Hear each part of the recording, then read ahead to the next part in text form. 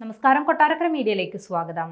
ഇരുചക്ര വാഹനങ്ങളിലെ അപകടങ്ങൾ വർദ്ധിക്കുന്നതിനിടെ പുതിയ വിജ്ഞാപനവുമായി കേന്ദ്ര ഗതാഗത മന്ത്രാലയം.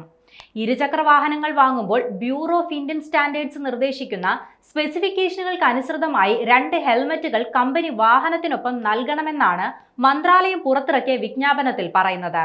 ഇതിനു പുറമെ 2026 ജനുവരി 1 മുതൽ നിർമ്മിക്കുന്ന ഇരുചക്ര വാഹനങ്ങൾക്ക് ആന്റി ലോക്ക് ബ്രേക്കിംഗ് സംവിധാനം വേണമെന്നും കേന്ദ്രം വ്യക്തമാക്കി. യാത്രക്കാരുടെ സുരക്ഷ മുൻനിർത്തിയാണ് പുതിയ വിജ്ഞാപനം. നിലവിൽ 125 cc കൂടുതൽ എഞ്ചിൻ ശേഷിയുള്ള ഇരുചക്ര വാഹനങ്ങൾക്ക് മാത്രമാണ് ആന്റി ലോക്ക് ബ്രേക്കിംഗ് സിസ്റ്റം നിലവിലുള്ളത്. എന്നാൽ 2026 മുതൽ എല്ലാ എഞ്ചിൻ വണ്ടികൾക്കും ആന്റി ലോക്ക് ബ്രേക്കിംഗ് സിസ്റ്റം പുതിയ ഉത്തരവ് പ്രകാരം നിർബന്ധമായിരിക്കും. പെട്ടെന്ന് ബ്രേക്ക് ഇടേണ്ടി വരുമ്പോൾ ഇരുചക്ര വാഹനങ്ങളുടെ വീലുകൾ ലോക്ക് ആവാതിരിക്കാനും റോഡിൽ നിന്ന് തെന്നിമാറി അപകടം സംഭവിക്കാനുള്ള സാധ്യതകൾ കുറയ്ക്കാനുമാണ് ആന്റി ലോക്ക് ബ്രേക്കിംഗ് സിസ്റ്റം രൂപകൽപ്പന ചെയ്തിരിക്കുന്നത്.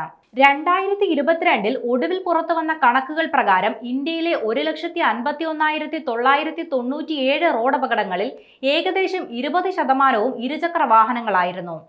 ഇതിനെ തുടർന്നാണ് ഗതാഗത മന്ത്രാലയം പുതിയ തീരുമാനം എടുത്തത്. ഇന്ത്യയിൽ റോഡപകടങ്ങളിൽ മരിക്കുന്നവരിൽ കൂടുതലും ഇരുചക്ര വാഹനാപകടത്തിലാണ്. ഇതിൽ മിക്കവരും ഹെൽമറ്റ് ഇല്ലാത്തതിനാൽ തലക്കേൽക്കുന്ന ആഘാതം മൂലമാണ് മരിക്കുന്നത്.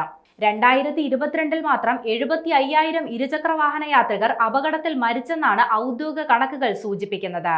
അതേസമയം പുതിയ ആന്റി ബ്രേക്ക് സിസ്റ്റം നിലവിൽ വരുന്നതോടെ വാഹനങ്ങളുടെ വിലയിൽ 2,500 രൂപയോളം വർധനവുണ്ടാകുമെന്നാണ് വിലയിരുത്തുന്നത്.